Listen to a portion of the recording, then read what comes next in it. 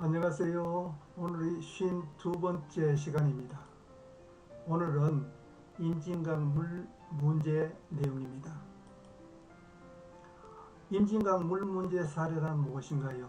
첫 번째, 2001년 이후 북한은 5차례의 댐 방류를 했지만 우리에게 사전 예고한 것은 2차례에 불과하며 잦은 수해와 북한의 무단 방류로 임진강에 설치한 거물 통발, 어망 등의 피해가 여러 번 발생하였습니다. 따라서 경추위에서는 북한의 사과를 요구하자 북한은 폭우로 자용 방류했다고 해명한 바가 있습니다. 두 번째는 임진강에서 북한의 무단 방류로 우리의 피해가 반복되었지만 자치단체나 정부 관련 부처의 대책이나 보상은 미흡하였으며 인명피해가 언제든지 재발할 수 있는 상황입니다. 파주시와 연천군의 피해 사례 내용입니다. 또한 군부대 차량이 침수되기도 하였습니다. 다음은 임진강댐 무단 방류 피해 일지입니다. 2002년도부터 2009년도에 주로 많이 발생했습니다. 첫 번째, 2002년도 북한의 4월 5일 댐이 무단 방류하자 숭어, 참개, 장어, 메기 등이 사라져 수산업 피해가 많이 발생했습니다. 2005년도에도 이 댐이 무단 방류하여 2억 원의 손실과 차량 2대, 행락객 100여 명이 긴급 대피한 바가 있습니다. 2006년, 2007년에도 피해가 많이 발생했고요. 특히 2009년도에는 북한의 환강댐 무단 방류로 6명이 실종하고 1억 3천만 원의 피해가 발생한 바가 있습니다. 우리 측에서 피해에 대한 사과를 요구하자 북한이 유감을 표명한 바가 있습니다. 세 번째는 북한의 댐 방류로 홍수 피해를 방지하기 위한 군남댐 건설 때문에 다음 수 기간 동안 두루미 등의 철새 서식지가 물에 잠겨 철새 서식지가 감소할 우려가 있습니다. 또한 임진강 상류의 댐이 담수를 시작하면서 임진강 하류의 수심이 낮아져 어족자원 감소로 인한 수산업의 피해, 물고기가 폐사하는 등의 문제가 지속적으로 발생하고 있습니다. 첫 번째, 남북한 추진 과정은 어떻게 되나요? 세부 내용 첫 번째, 남북은 공유 하천의 효율적인 이용을 위하여 2000년부터 여러 차례 협의 노력하였으나 지속적으로 추진되지는 못하였습니다. 따라서 특별법을 제정하거나 기존의 남북교류협력에 관한 법률을 정비하여 공유하천에 관한 남북교류협력을 뒷받침하도록 제도적 장치의 마련이 필요합니다. 두 번째는 남북 공유하천의 체계적이고 효율적인 관리를 위하여 가칭 남북수자원 공동관리기구를 구성해서 사업을 추진할 필요성이 있습니다. 여기에는 수자원 전문가, 경제 전문가, 국제협력 전문가, 그리고 유엔 교육과학문화기구 등의 참여가 필요합니다. 또한 공유하천 공동이용 방안의 기본 원칙은 국제관계를 고려하여 수립하되 여기에 있는 1번, 2번, 3번 사항을 고려하여야 합니다. 즉 남북 상호간 신뢰와 공동이익 증진을 목표로 정보교환, 공동조사, 공유하천 공동관리 등 남북 간 제도의 활성화를 추진하여야 합니다. 두 번째는 남북 공유하천 관리의 그동안 추진 노력은 어떤 것이 있었나요?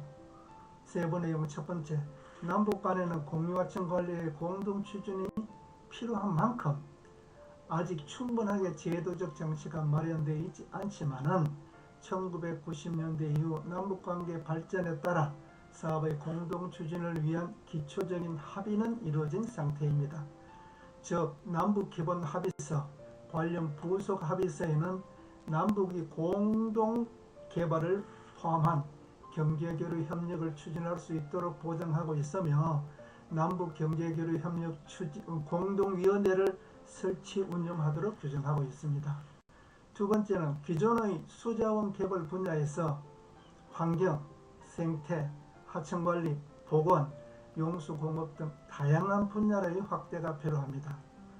그동안 중단되었던 남북 수해 방지 사업 등을 재개하여 남북 간 공유하천에 대한 피해를 방지할 수 있도록 협약을 추진할 필요성이 있습니다. 세 번째는 공유하천 관련 남북한 협력 추이는 어떻게 되나요? 세부 내용 첫 번째, 임진강을 둘러싼 남북간 간의 협력은 주로 임진강의 수해 방지에 중점을 두었으나 실질적인 대책 마련을 위한 논의는 소극적으로 이루어져 왔습니다. 두 번째는 2000년에 열린 장관급 회담 이후에 임진강 수해 방지에 관한 남북간 협력 문제는 경추위에서 본격적으로 논의되기 시작하였습니다. 즉 임진강 수해 방지 실무협의회, 임진강 수해 방지 공동조사단을 구성해서 임진강 수해 방지에 관한 합의서를 채택하려고 하였으나 북한이 별도의 실무 접촉이 필요하다고 하여 합의서는 채택되지 못하였습니다.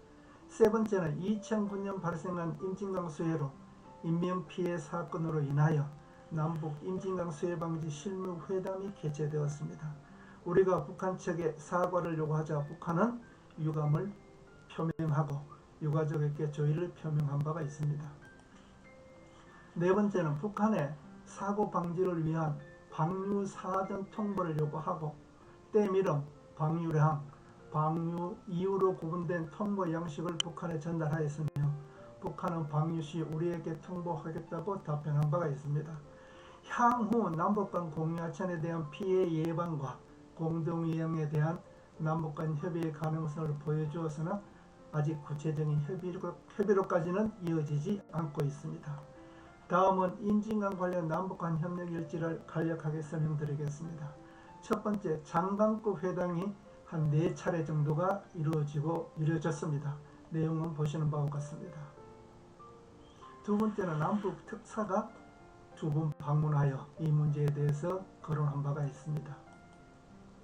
세 번째는 남북경제협력추진위원회 일명 경추위에서는 9번 정도 가장 많이 이 문제에 대해서 상호 협의한 바가 있습니다. 내용은 보시는 바와 같습니다.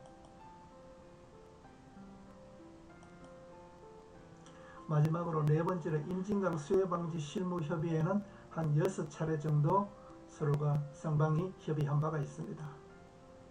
내용은 보시는 바와 같습니다. 다섯 번째, 남북간 협력 이외에도 우리는 임진강 관련 사업들을 계획하여 꾸준히 추진하고 있습니다. 경기도 접경지역 지원 계획에 임진강 한탄강 유형의 수해방지 계획이 포함되어 있고 국토교통부에서는 1조 한 6,200여 억 원을 투입하여 한탄강 다목적댐과 홍수 조절지 건설 등의 대책을 마련한 바가 있습니다.